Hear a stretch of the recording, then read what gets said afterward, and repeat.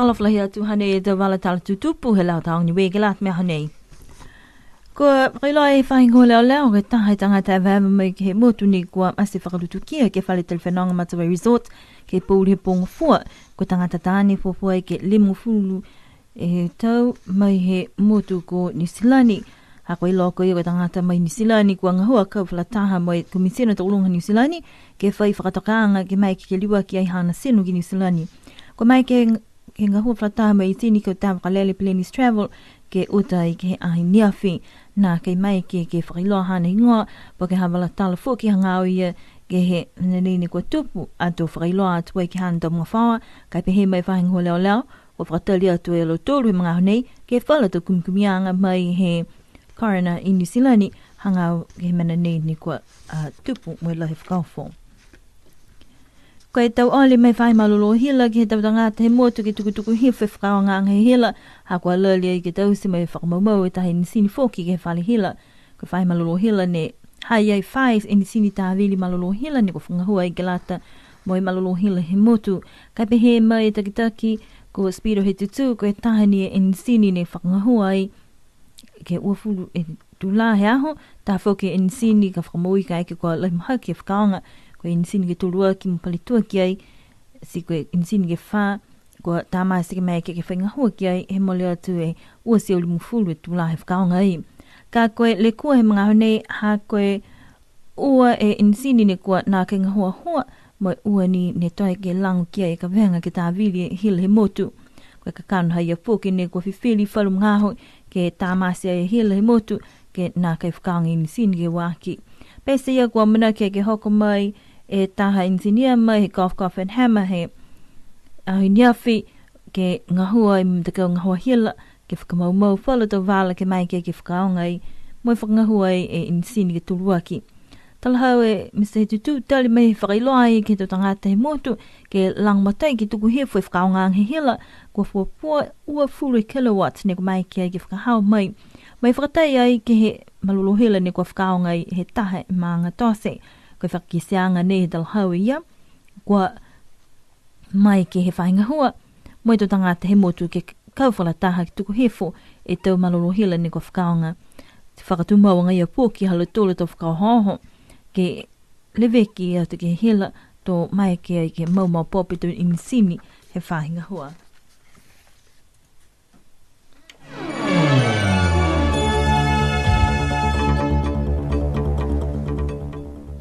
Palafla here to listening into Radio Sunshine's news bulletin for today. Police are investigating the sudden death of a tourist who passed away suddenly on Monday evening at Matawai Resort. The man in his mid-50s is said to have been of New Zealand origin. Niue police were alerted to the sudden death and responded accordingly yesterday morning. In respect of the deceased being of New Zealand origin, the New Zealand High Commission was contacted to make arrangements for the return of his body to New Zealand with assistance from airline agents Plenis Travel. No name or further details could be revealed until the next of kin could be informed. In the meanwhile, authorities on island await a New Zealand coroner inquest into the sudden death.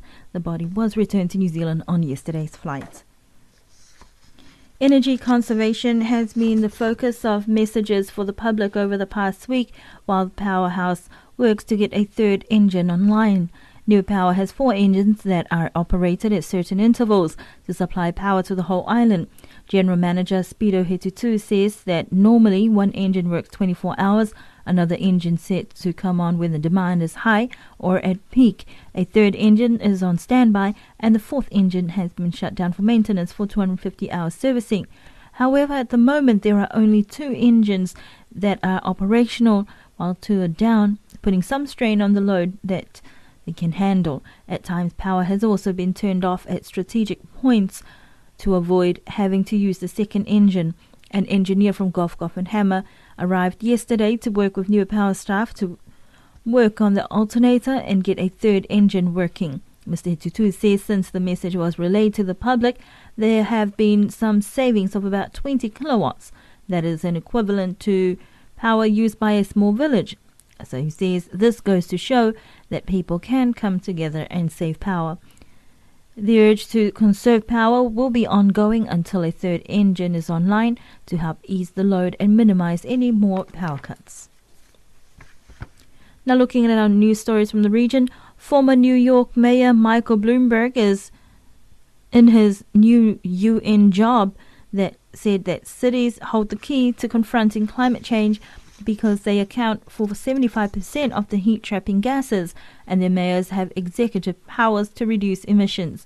The three-term mayor and billionaire businessman was a keynote speaker at the opening of a 3-day UN meeting on making urban areas where about 70% of the world's population is expected to live by 2050 more livable, sustainable, economically successful, and environmentally friendly.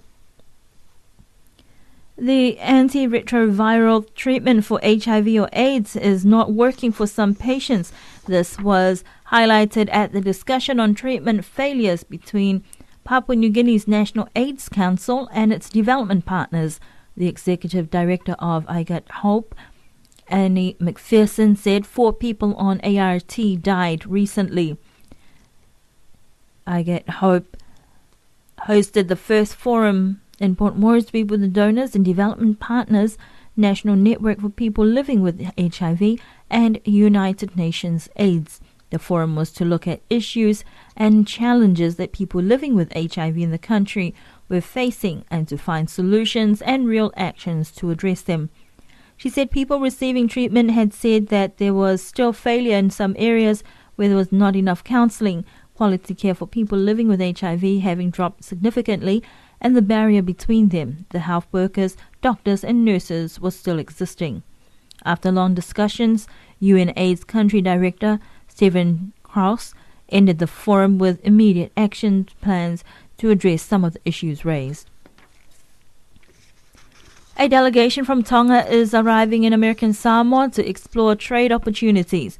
The 10-member group is led by Tonga's Minister of Agriculture, Food, Forest and Fisheries, Sangster Saulala, and will meet government officials and the private sector.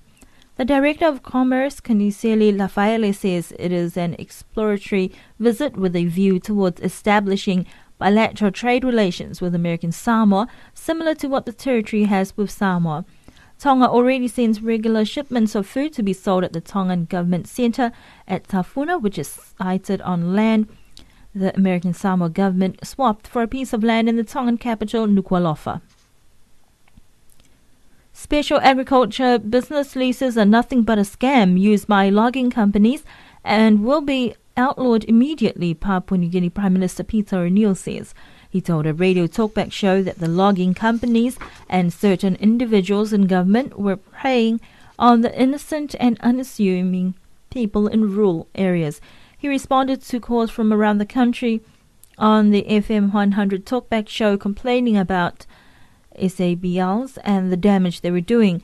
O'Neill said the National Executive Council at its next meeting would outlaw special agricultural business leases. Meanwhile, Prime Minister Peter O'Neill said Port Moresby was a rapidly growing city with so much land being illegally acquired. He said the government was repossessing pieces of land taken illegally by individuals and putting them into trust. He was responding to a caller on the radio talkback show who said Port Moresby did not have sufficient recreational facilities because of all the land grabbing going on in the city. The caller said recreational areas in Port Moresby has been taken up or sold to foreigners or individuals. The Fijian government is looking forward to welcoming the President of Indonesia, Susilo Bambang Yudhoyono, early next month. Yudhoyono will be in the country as chief guest of the Pacific Islands Development Forum's second summit to be held in Nadi from the 18th to the 20th of June. Prime Minister and PIDF Chairman Rear Admiral Josiah Rareke Bainimarama has extended an invitation to President Yudhoyono to be the chief guest at the summit, which will focus on green growth in the Pacific, building resilient, sustainable futures and genuine partnerships.